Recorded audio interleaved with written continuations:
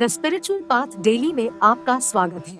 हर दिन आध्यात्मिक ज्ञान की एक नई किरण। तो आज बात करते हैं माँ महागौरी की कथा की।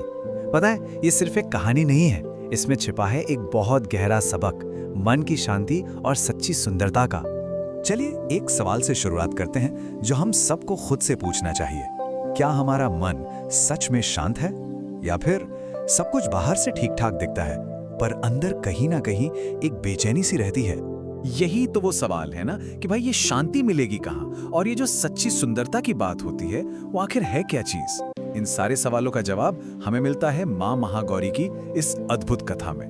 तो फिर चलिए इस कहानी को और करीब से जानते हैं। देखिए, कहानी की शुरुआत होती है माँ पार्वती के एक अटूट संकल्प से। उन्होंने ठान लिया था कि वो भगवान शिव को पति रूप में पाने के लिए एक बहुत ही कठोर तपस्या करेंगी। और ये कोई ऐसी वैसी तपस्या नहीं थी। नहीं, सोचिए, सालों तक उन्होंने हर तरह के सुख, हर तरह की सुविधा को त्याग दिया। खाना, पानी, आराम, सब कुछ छोड़ दिया और बस अपनी साधना में डूब गई। अब यहीं पर एक बड़े कमाल की बात हुई। देखिए, इस कठोर तप का असर उनके शरीर पर तो पड़ा, वो काला पड़ गया, कमजोर हो गया। पर ठीक इसके उलट उनका जो मन था वो और भी ज्यादा शुद्ध और पवित्र होता गया। और फिर वो समय आया जब उनकी तपस्या सफल हुई। और यहीं से कहानी एक ऐसा मोड़ लेती है जहां हमें माँ महागौरी का वो दिव्य रूप देखने को मिलता है जिनकी हम आज पूजा करते हैं।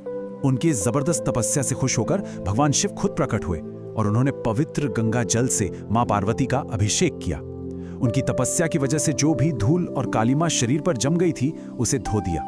और बस उसी पल एक चमत्कार हुआ। उनका पूरा शरीर बिजली की तरह दमक उठा, एकदम उज्जवल, एकदम सुंदर। और तभी से उनका नाम पड़ा महागौरी। उनका ये रूप सिर्फ बाहरी सुंदरता का प्रतीक नहीं है, ये प्रतीक है मन की शांति का, पवित्रता का और उस अंदरूनी खूबसूरती का। तो सवाल ये उठता है कि इस पूरी कथा से हमें सीखने को क्या मिलता है? इसका असली मतलब क्या है? चलिए जरा इसके गहरे संदेश को समझने की कोशिश करते हैं। देखिए, माँ महागौरी की कहानी से हमें दो बहुत सीधी साधी लेकिन गहरी बातें पता चलती हैं। पहली तो ये कि असली खूबसूरती चेहरे या शरीर में नहीं होती, वो होती है हमारे मन की शुद्धता में, उसकी पवित्रता में। और दूसरी बात कि जिंदगी में सच्ची खुशी और शांति तभी मिलती है जब हमारा मन एकदम शांत हो, उसमें कोई विकार न हो। अब सोचिए, ये हजारों साल पुरानी कहानी है, लेकिन आज के जमाने के लिए भी उतनी ही, बल्कि शायद उससे भी ज्यादा जरूरी है।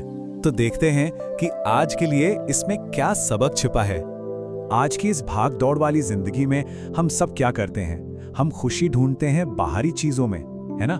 सफलता में, चीजों में, लोग हमारी तारीफ करें इसमें। और इस सब के चक्कर में हम अपने अंदर जो अशांति है उसे पूरी तरह से अनदेखा कर देते हैं, उस पर ध्यान ही नहीं जाता।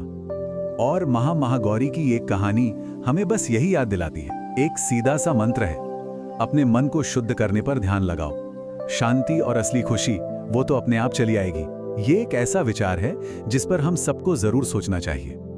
द स्पिरिचुअल पाथ डेली पर हमें देखने के लिए धन्यवाद। कृपया लाइक करें, शेयर करें और सब्सक्राइब करें।